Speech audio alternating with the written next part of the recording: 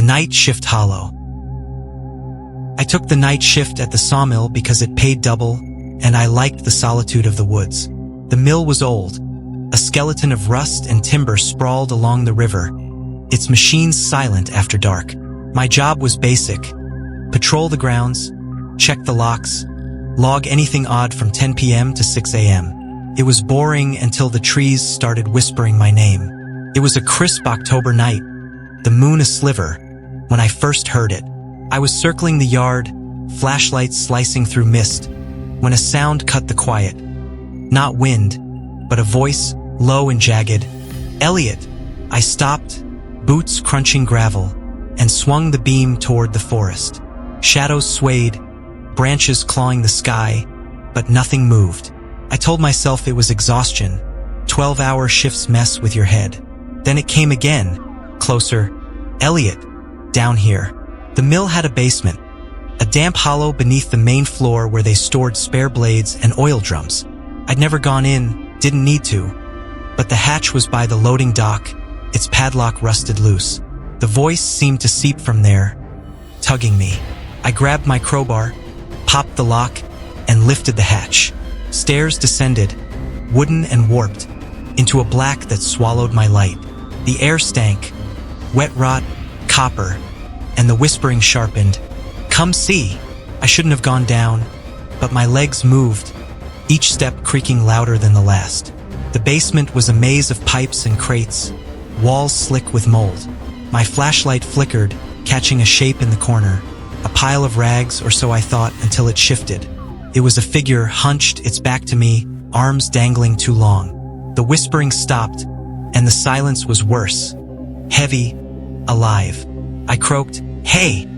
And it turned slow, its face a hollow smear, eyes like pits, glinting wet.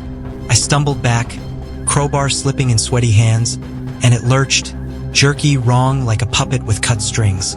My light died, plunging us into dark, and I heard it breathe, ragged, close. I bolted for the stairs, tripping on a crate, pain flaring in my shin. The hatch slammed shut above me, with groaning, and the breathing turned to a laugh, low and bubbling. I swung the crowbar at the hatch, splinters flying, as footsteps shuffled behind me. Too many, too fast. The hatch gave, and I scrambled out, slamming it down, dragging a barrel over it. My flashlight was gone, but the yard lights buzzed dim, casting long shadows. I ran for the office, a tin shack by the gate, and locked myself in. The radio crackled, static. Then my voice, "Elliot, stay."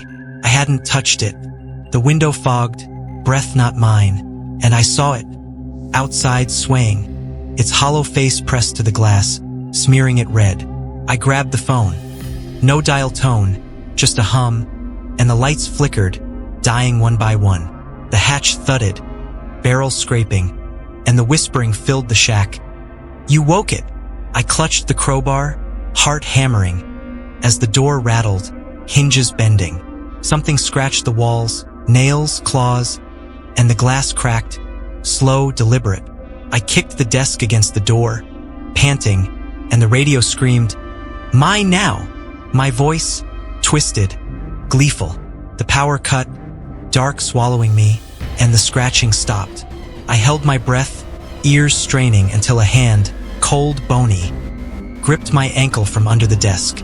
I swung the crowbar, hitting nothing, and the grip tightened, yanking me down. I kicked free, scrambling to the window, smashing it with the bar. Glass bit my hands as I climbed out, tumbling into the yard, mist coiling thick. I ran for my truck, keys jangling, and peeled out, tires spitting dirt. The mill shrank in the rear view, but the whispering followed, faint, in the cab under the seats. I crashed at a motel, quit by text, left my gear. The manager called later, pissed. The basement was trashed, blood on the stairs, no barrel, no hatch locked. He found my flashlight, still on, buried in rags. I thought it was over, but last night, my closet creaked open, and the whispering started, "Elliot, down here. My boots are muddy this morning, hands scratched raw, and there's a red smear on my window I can't wipe off. The hollows in my dreams, swaying, laughing, and the radio in my room, unplugged, hums my name. I hear footsteps below my floorboards, and I'm scared to look, scared I'll climb down again. The night shift feed. I didn't mind the night shift at the data center. It was quiet, just me and the hum of servers in a concrete bunker on the edge of town. The job was straightforward. Monitor the feeds, log errors, reset systems if they crashed. I liked the solitude until the screens started watching me back. It was a Thursday, around 2 a.m., when the glitch hit. I was scrolling through camera feeds. Empty halls, flickering LEDs, the parking lot under a sodium glow, when feed 7 froze. It showed the server room, rows of black towers blinking green, but the timestamp stuck at 1:47 a.m. I tapped the keyboard, ran a diagnostic, and the screen blinked. When it refreshed, a shadow stood in the frame. Tall, blurry, head cocked like it was listening. I checked the live feed. Nothing. Just racks and cables. I rubbed my eyes, blaming the fluorescent buzz and stale coffee. The center was locked tight. Keycard entry, no windows, me the only soul inside. But feed 7 flickered again, and the shadow moved, stepping closer to the camera, its edges smearing like wet paint. My pulse spiked. I flipped to the hall cams, empty, and back to 7. The shadow was gone, but the server lights pulsed red. A rhythm too slow, too deliberate. I logged it, hands shaky, and called tech support. No answer, just voicemail. The silence pressed in, thick, and then I heard it. A tap, soft, from the server room down the hall. I grabbed my flashlight, its beam cutting the dim, and crept toward the door. The tap grew. Tap, tap, tap. Like knuckles on metal, syncing with the red pulses I'd seen. I swiped my keycard, the lock clicking loud, and stepped inside. The room was cold, air hissing through vents, servers humming low. My light swept the aisles, nothing but steel and wire. The tapping stopped, replaced by a whine, faint, needling my ears. I checked the racks, found Unit 7 blinking red, and opened its panel. Inside was a mess. Cables tangled, scorched, and something else. A flash drive, unmarked, plugged into a port it didn't belong in. I yanked it out, the whine cutting off, and the lights steadied green. Back at the desk, I plugged the drive into my laptop, dumb, but I needed answers. It held one file, feed_7 before. I hesitated, then clicked. The video was grainy, showing the server room, timestamped 1:47 a.m. that night. I watched myself walk in, except I hadn't yet. The footage showed me inspecting Unit 7, pulling the drive, then freezing.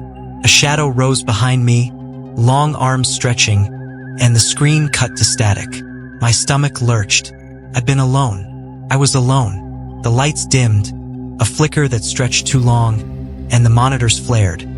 All showing feed 7, all showing me, standing in the server room, staring up at the camera. But I was at the desk, hands trembling, watching myself. The tapping started again, louder, from the walls, the ceiling, the floor. I grabbed my phone to call out. No signal, just bars dropping to nothing. The me on screen moved, head twisting too far, and whispered, "Found you." My voice, but not mine. I bolted for the exit, keycard slipping in sweaty fingers. The hall stretched, lights popping one by one behind me, darkness chasing. The tapping turned to bangs, metal groaning, and the whine screamed in my skull. I swiped the card, red light, denied. Again denied. The monitors in the lobby flickered on, all feed 7, all me, closer now, grinning, eyes black pits. A hand brushed my shoulder, cold, damp, and I swung the flashlight, hitting air. The bang came from the server room, a crash like racks toppling. I kicked the door, with splintering, and stumbled into the lot. My car wouldn't start, keys shaking, engine dead. The center loomed, its hum louder, windows dark but alive.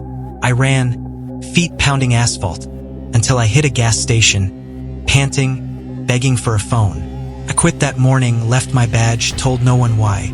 The manager said the drive was blank, the footage clean, just me freaking out over nothing. But last night, My TV snapped on, static hissing, and Feed 7 played me in the server room, shadow rising. I unplugged it, smashed the screen, and still heard the whine. My laptop's dead, but the file's back, undeleted. The tapping's in my apartment now, soft, waiting, and my reflection in the mirror moves when I don't. I see that grin in the dark, hear my voice, your shift. I haven't slept, and my keycard's on the table, though I swear I left it behind. The night shift signal. I've always been a night owl, so the graveyard shift at the warehouse suited me fine. It was just me, a security desk, and a sprawl of crates under dim sodium lights. The pay was decent, the job easy, watch the cameras, log trucks lock up at dawn. But 3 weeks in, the silence started breaking, and I realized some shifts don't end when you clock out. It began with the radio. The warehouse had an old AM unit, bolted to the desk, its dial stuck on 103.7. Static mostly, sometimes a preacher's drone bleeding through. One night, past 3 a.m., the static cut out, and a tone pulsed, low, steady, like a heartbeat. I tapped the radio, thinking it was busted, but the tone grew louder, vibrating the desk. Then a voice crackled, "You're late."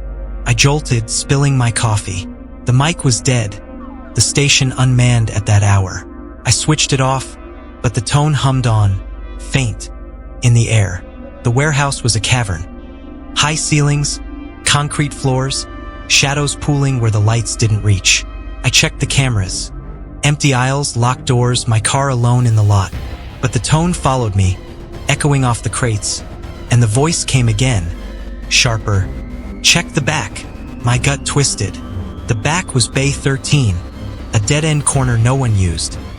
Rumors said a forklift driver died there years ago, crushed under a load. I'd never gone near it. I grabbed my flashlight, its beam shaky, and walked the aisles. The air thickened the closer I got, cold and stale, smelling of rust. Bay 13 was a mess.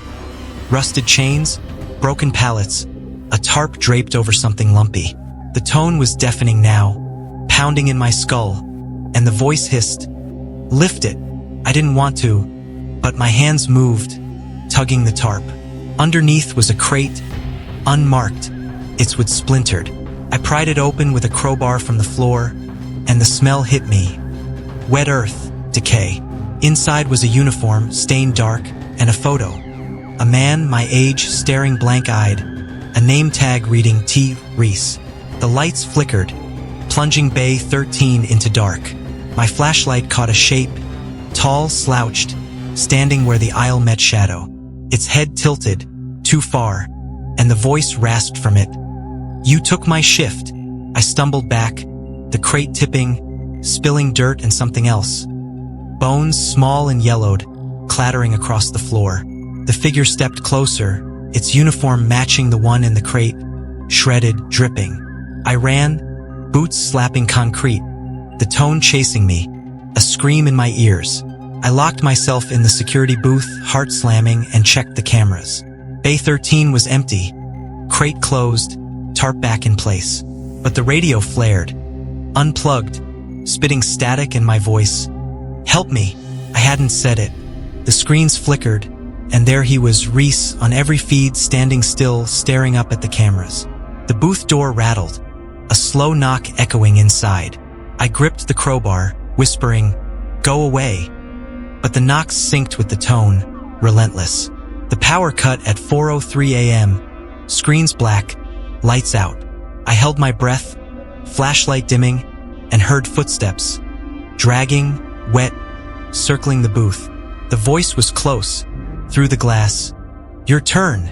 Something scratched the door, slow, deliberate, and the knob turned, though I'd locked it. I swung the crowbar as it creaked open, hitting nothing but air. The lights snapped back on, blinding, and the booth was empty. No scratches, no dirt, just my coffee pooling on the floor. I quit at dawn, left my badge, didn't explain. The manager called later, pissed, saying I'd trashed Bay 13. Crate open, uniform gone. I hung up, moved to a friend's couch, swore off night shifts. But last night, my phone buzzed, no caller ID, just static and that tone. I answered, dumb with sleep, and heard myself, check the back. My friend found me this morning, keys in hand, halfway out the door, muttering about a shift. There's dirt under my nails, and the radio in his kitchen. Off, hums that heartbeat tone. I see Reese in the corner of my eye, waiting, and I know he's right. My turn's not over. The night shift static. I took the night shift at the radio station because I needed the money, not because I liked the quiet. KXRN was a rundown relic, perched on a hill outside town, its signal barely reaching the valley. The gig was simple. Monitor the broadcast, play preloaded tracks, and keep the equipment humming from midnight to 6 a.m. My first week was dead air and coffee until the static started talking. It was a Tuesday, the clock ticking past 2 a.m. when the console hissed. I adjusted the dials, figuring it was interference. Storms loved messing with the tower, but the static didn't fade. It thickened, weaving into a low murmur, like voices underwater. I tapped the headset, hearing my own breathing bounce back, and leaned closer. Words slipped through. Can you hear? My skin prickled. I yanked the headset off, staring at the blinking lights. The broadcast was still running, some old jazz track, but the murmur lingered, faint, in the room. I chalked it up to exhaustion. The station was a tomb, flickering fluorescence, peeling paint, a single window smudged with grime. I'd been alone for hours, the only car in the lot mine. But the next night, it happened again. The static surged, sharper, and the voice said my name, Jake. I froze, coffee sloshing over my hand. No one knew I was here except my boss, and he was asleep 30 miles away. I checked the logs, nothing unusual, just the playlist. The mic was off, the booth sealed. I muttered, hello. Stupid, I know. And the static laughed, a wet, gurgling sound that made my stomach turn. I called maintenance the next day. They found nothing, no crossed wires, no signal bleed. Old stations get ghosts, the tech said, smirking. I didn't laugh. That night, I brought a recorder, set it beside the console, and waited. At 2:17 a.m., the static hit, a wall of noise that rattled the speakers. The voice was clearer. Look outside. My eyes darted to the window. Fog pressed against the glass, thick and gray, but something moved in it. Tall, hunched, its edges smearing into the mist. I blinked, and it was gone. The recorder caught it all. My shaky breathing, the voice, and a sound like footsteps crunching gravel. The lot was empty when I checked. I should have quit, but rent was due, and I'm stubborn. Thursday night, I locked the booth door, turned the lights bright, and kept my phone recording video. The static came early, 1:45 a.m., and the console flickered, dials spinning on their own. The voice rasped, closer now. A thud shook the floor. Not outside, but under me. The station had no basement, just a crawl space sealed years ago. I grabbed a flashlight, stupidly brave, and pried open the trapdoor behind the desk. The air stank, damp earth, rot, and the beam caught a ladder descending into black. I climbed down, heart hammering, the recorder clipped to my belt. The crawl space was tight, walls slick with mold, pipes dripping overhead. The static followed, buzzing in my ears though I'd left the headset up top. My light hit a shape, crumpled, pale, tangled in roots. A body or what was left of it. Clothes shredded, skin gray, eyes gone. I gagged, stepping back, and my boots sank into something soft. Another one, smaller, curled up, its fingers clawing the dirt. The static screamed, mine! And the bodies twitched, heads snapping toward me. I bolted up the ladder, slamming the trapdoor, but the thudding chased me, shaking the booth. The console sparked, screens flashing red, and the window cracked, fog seeping in. The voice was everywhere. You heard. You owe. I grabbed my keys, ran for the door, but the lock jammed, metal screeching as I yanked. The lights died, plunging me into dark, and the static filled the silence. My voice now, pleading, looped back. Let me go, let me go. I hadn't said it yet. Something brushed my neck. Cold, damp, like a tongue. I swung the flashlight, its beam catching a face in the corner, hollow, eyeless, grinning. It lunged, and I threw myself at the door, with splintering under my shoulder. I stumbled into the lot, fog swallowing me, and fumbled into my car. The engine roared, tires spinning gravel, and I didn't look back until I hit town, shaking, headlights cutting the dawn. I quit that morning, left my stuff in the booth, didn't care. The recordings were garbled, static and screams, no clear words, but I kept them, proof I wasn't crazy. I moved, got a day job, thought it was over. Then last night, my radio flared to life, unplugged, hissing static. My voice whispered through, "Come back!" I smashed it, but the sound didn't stop, faint in the walls under the floor. My hands shake typing this, and there's gravel dust on my shoes I can't explain. The static's louder now, and I hear footsteps outside, slow, circling. I don't know what it wants, but it's not done with me.